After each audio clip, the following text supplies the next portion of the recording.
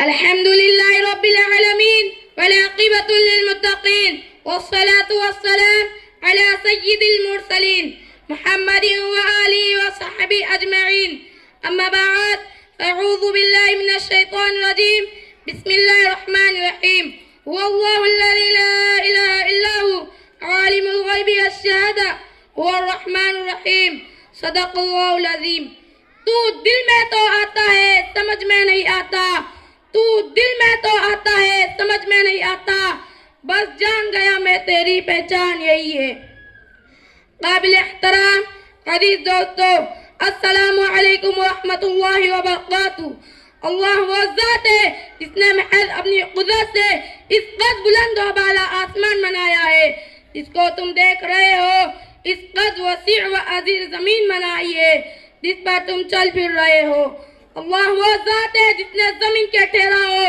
اور جماؤ کے لیے اونچے اونچے پہاڑ بنائے ہیں تاکہ زمین اپنی جگہ سے حرکت نہ کرے، اور زمین کی پشت پر نہریں اور ندیاں بنائی ہے، اور دو دریاؤں کے درمیان آڑ بنایا ہے تاکہ میٹھا اور کڑوا پانی الگ الگ رہے. اللہ وہ ذات ہے جو آسمان سے بارش نازل کرتا ہے، بارش نازل کرنے سے پہلے ایسی ہوا کو بھیجتا ہے جو بارش نازل ہونے کی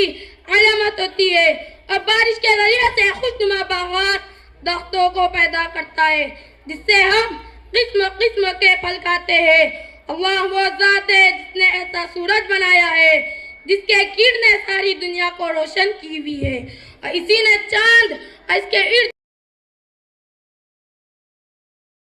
ہے جب وہ اللہ کو اس وقت پکارتے ہیں جب وہ بیمار ہوتے ہیں یا کسی مصیبت میں گرفتار ہوتے ہیں یا کوئی تکلیف ان کو ستاتی ہے یا کوئی ضرورت پیش آتی ہے.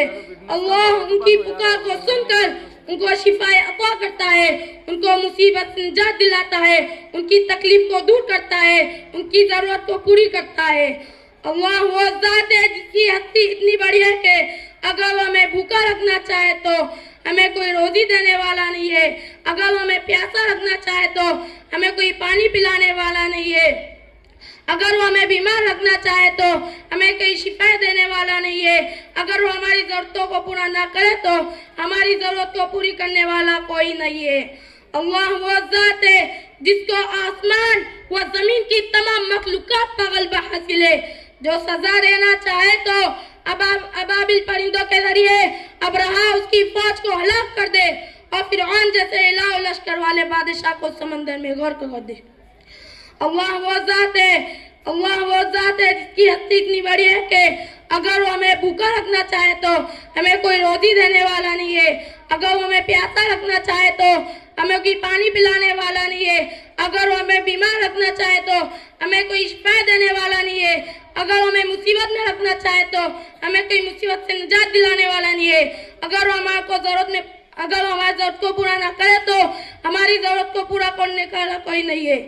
الغرض زمین میں جتنے درخت ہے اگر یہ قلم بن جائے اور یہ جو سمندر ہے اس کے علاوہ وہ صاف سمندر اس کے ساتھ مل جائے اور وہ روشنائی بن کر صفات باری تعالیٰ کو لکھانا چاہے تب بھی اللہ تعالیٰ کی باتیں ختم نہیں ہوں گی، کیونکہ جس طرح اللہ تعالیٰ کی ذات کی کوئی انتہا نہیں ہے اسی طرح اللہ تعالیٰ کی صفات کی بھی کوئی انتہا نہیں ہے. اس کا تقاضا یہ ہے کہ